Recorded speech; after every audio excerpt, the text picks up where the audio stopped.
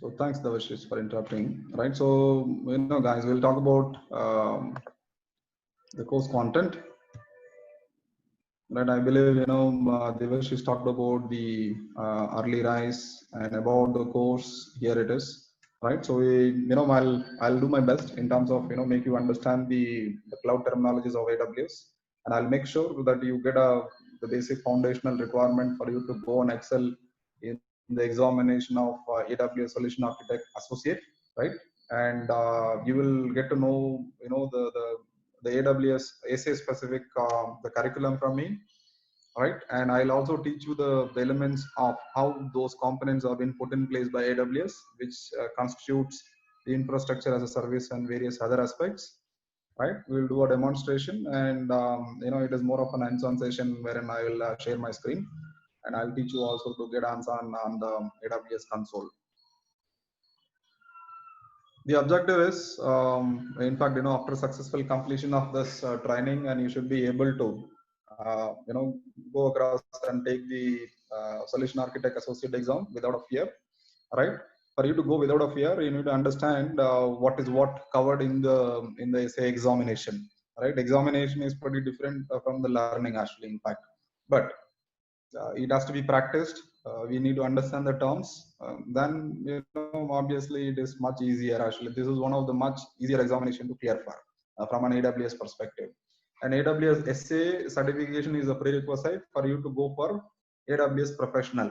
So AWS has multiple associate level certification, entry level certification, and the master level certification, right? So probably take some time to understand like different type of things.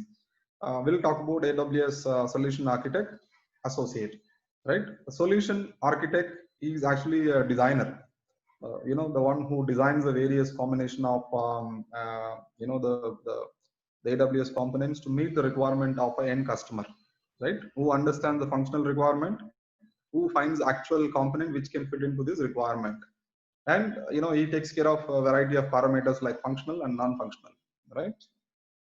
And the solution architect also helps in terms of identifying a right the deployment model methodology and all those things, and you get to know about the various the component of like how compute has got a different name in AWS called EC2, and storage, storage has got multiple name within the AWS. They talk about S3, they talk about EBS, they talk about EFS, right? It's all different terminology, and I will try to help you match this terminology how general industry calls about it, right? So sort of comparison we can do, and so that you understand what is what it is. Pretty much, only the terminology differs. Otherwise, the cloud service operated by Google, Oracle, and AWS, Azure, pretty much the same. Okay, so that definitely you'll learn, know from us actually. So we'll talk about one quick question from this Prasenjit. So this certification, right? So do you need to be at the Prometric Center, or it can be taken from home also? But because of this COVID situation, now it is allowed. Otherwise, it is on the Promotric Center. You'll have to go to Pearson or PSI, who are the authorized training partners, right? And you'll have to book a slot, and those days you'll have to go and show your credentials, and they will start off the examination.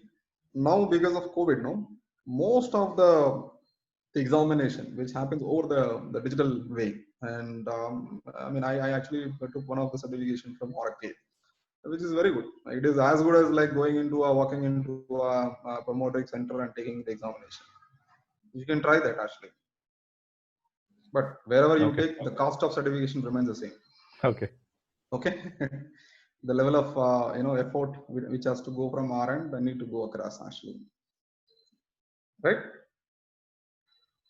So the course objective is this, right? So identify the value and benefits of cloud computing and AWS, understand methods and tools to maintain security and protect data, explain the financial advantages of the AWS cloud, navigate the AWS management console, and differentiate between AWS storage, understand AWS compute and network, describe and use the AWS database options, identify deployment and management options, make decision based on recommended architectural principles and best practices.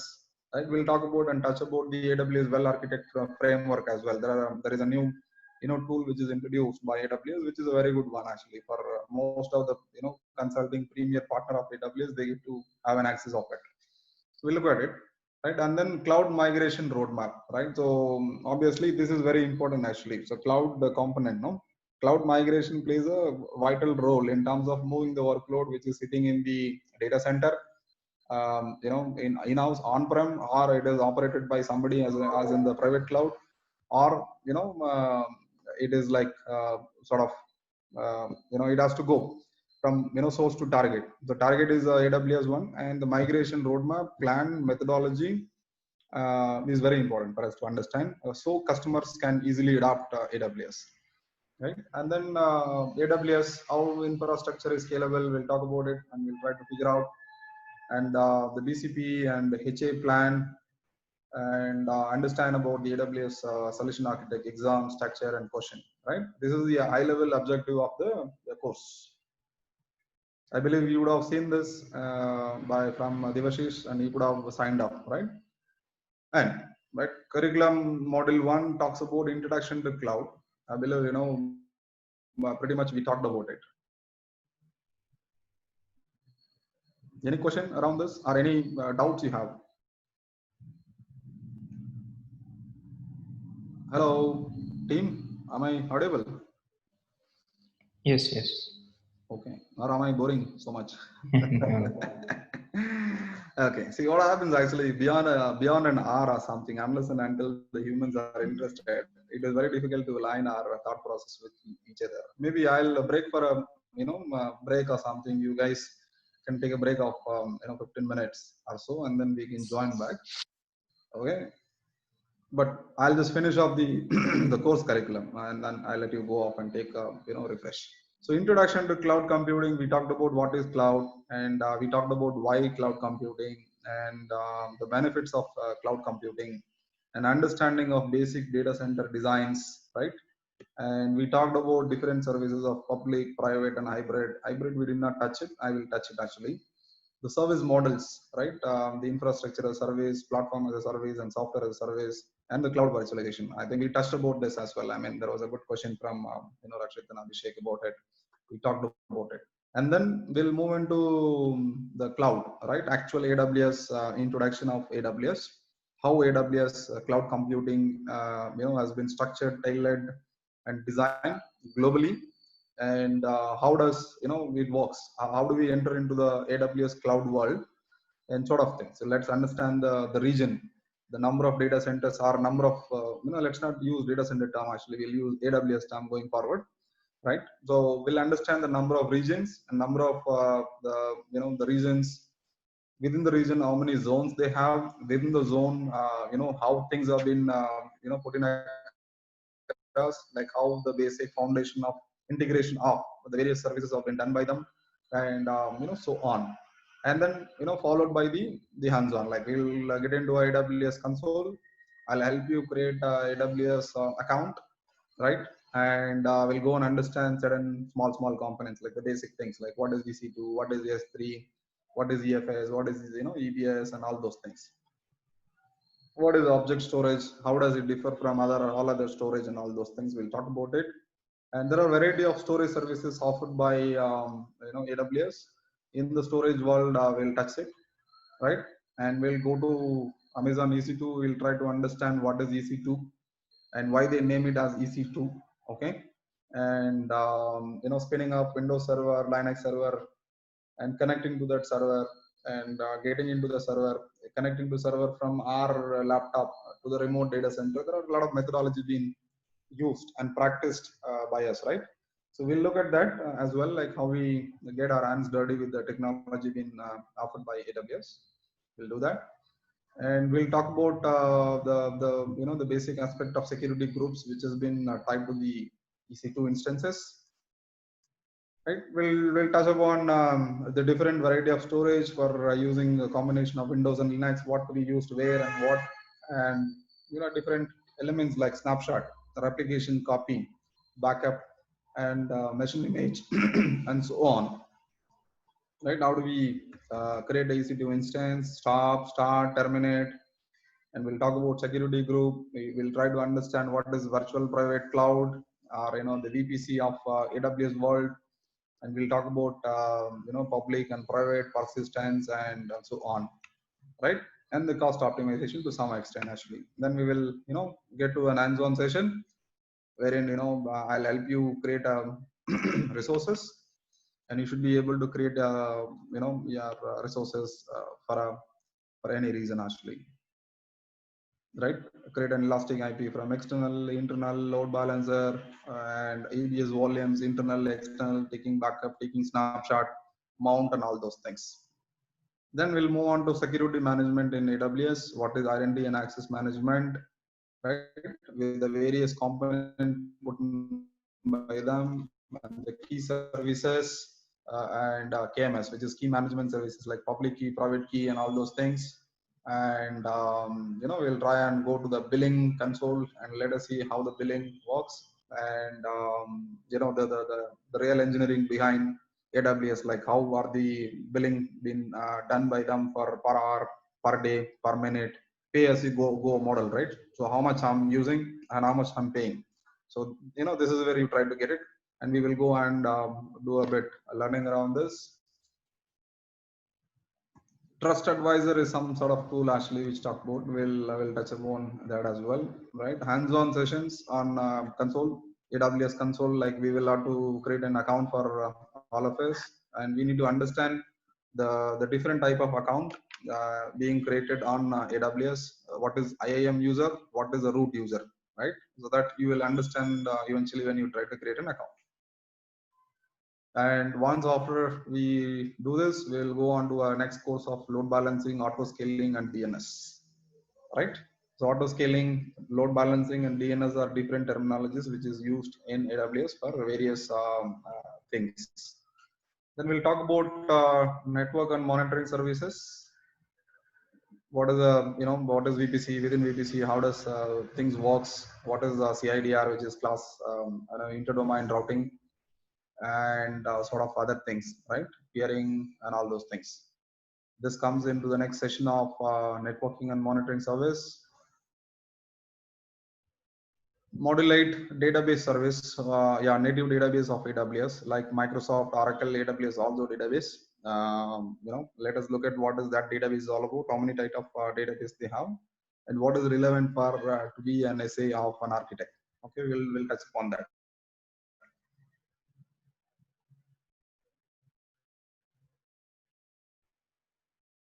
Then we'll do some sort of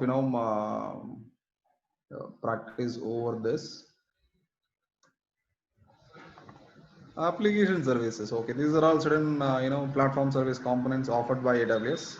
Let's look at it like how simple notification works and simple queue works, and it is not really relevant for an essay, but to be honest, to give you a hang of how these components works together to help the different elements. So we'll do this as well actually, so that it gives you a complete sort of view. Then we'll talk about configuration management and automation. Like automation has been a key. I believe AWS also helps automate the various activity done by the SysOps administrator or a DevOps administrator. Rather doing it manually, how do we do it through code? I mean, it is called provisioning through a code as a code. Like let's look at it how we can do that. The CloudFormation is an example of the automation.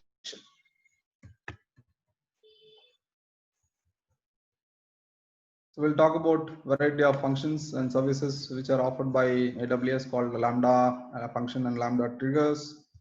Right, there are certain things around the op works, and how do we understand how does the ops within AWS works and what are the responsibility of them. And we'll talk about DevOps on AWS.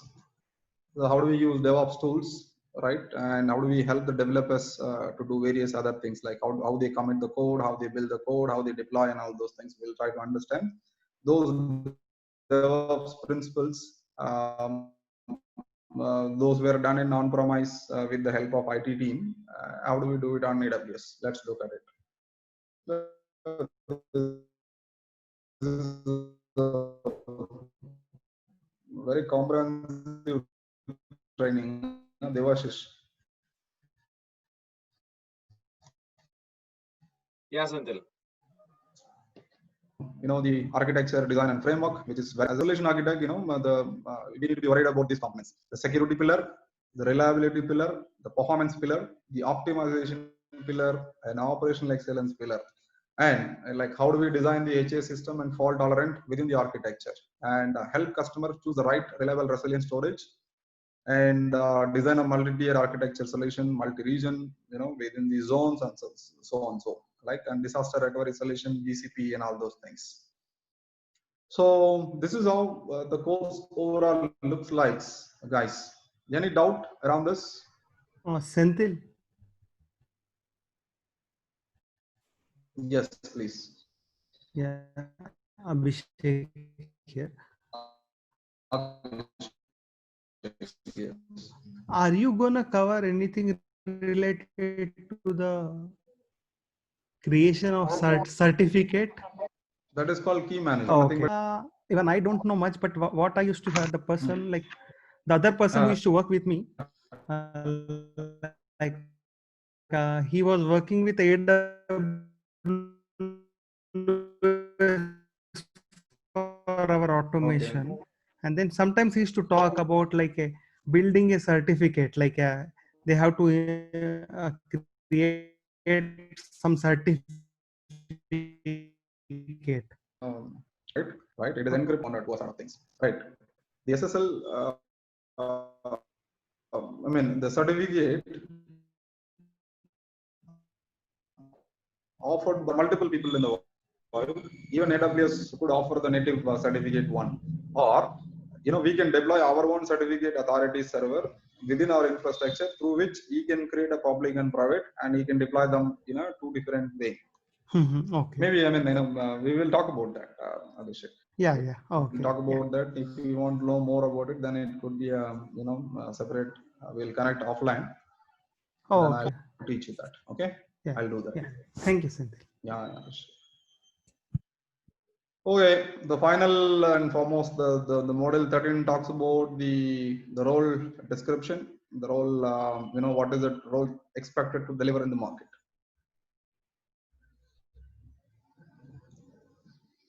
Any question, guys, team? Arvind, any question, Arvind? So we can have partly. Yeah, Prasenjit here. So we can have part on-premise and part on cloud, right? So that's you can. What the hybrid is, or hybrid is more of public. No. Hybrid or it is more of public private combination. Exactly. So now say example, you take a bank, certain key application like database or the information, so like with related to customer, how to be protected with the compliance requirement like PCI or GDPR, or there are sort of regulations, right? And for that reason, these guys will not take the data which is residing in the compute storage or in an application form. They'll not be able to move that to cloud. What they'll do, the certain layer of services they will opt from a cloud. Example like a content delivery network, or simple example might be a digital banking element wherein they wanted to use the power of their presence, right? And those sort of services. So partial services will be running in public cloud like AWS, Google, or whatever it is. In the backend, they will have a dedicated connectivity from this hyperscale service provider to their data centers. And these data center resource can talk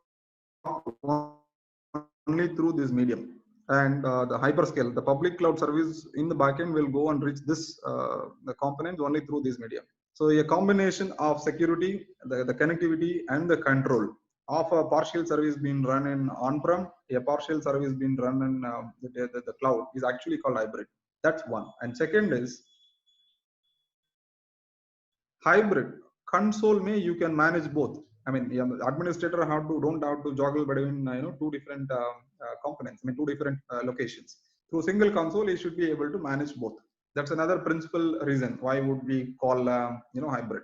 And if suppose somebody wants to provision a new server, and from his code or from his console, you should be able to choose anything. It could be on-prem or it could be the cloud one. That's a power of automation which it brings in the backend, and that actually tells the maturity of hybrid. Prasanjit, you want more, Okay. or is sort of, you get the grasp of it? Yeah, thanks. Yeah. See, the simple way, you have a private cloud which is running on your premises of your data center, right? And this private cloud has got multiple number of applications. Take an example of maybe SAP, right? And you wanted to go and put the SAP app service onto the cloud, and that SAP server app server will talk to your backend DB server through the dedicated connection service gateway or a VPN or a direct connect or whatever it is. So then it becomes a sort of this model becomes a sort of hybrid. The moment you mix between public and private, it is called hybrid. If you consume something purely on cloud, then it is public.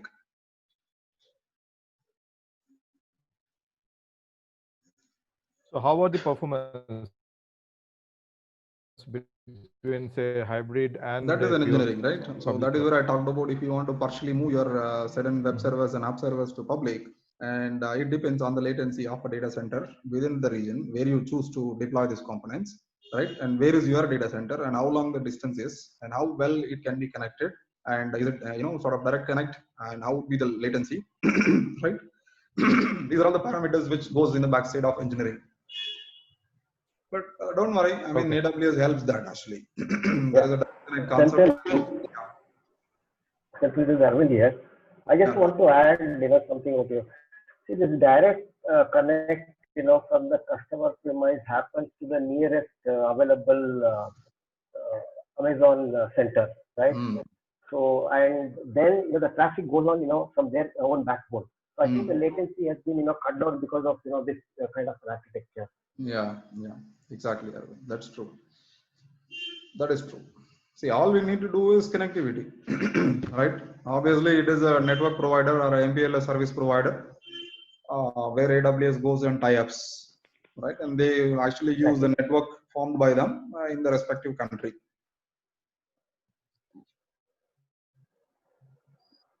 Okay, so I believe that is what it is about the course content, course curriculum. We talked about what is what and all those things. So in the we will start off actually post the break. We'll break for a break now. Senthil, one small doubt. Yeah, please. So for this associate solution architect associate, so we don't need to we don't have IAC related, right? Infrastructure as a code. No. So that comes actually as a cloud automation, right? So we'll go there actually. Okay. Okay. So now in the cloud, one is an administrator can go and log into the console, and he can go and create the required resources, right? Maybe a storage S3 or EBS or EFS. Or another way is executing this the script is something which is readily available given by AWS. So, using Python, they built the basic foundational elements through which you can go and create the service and remove the services. Okay. Yeah. Okay. So that is called automation actually, right? So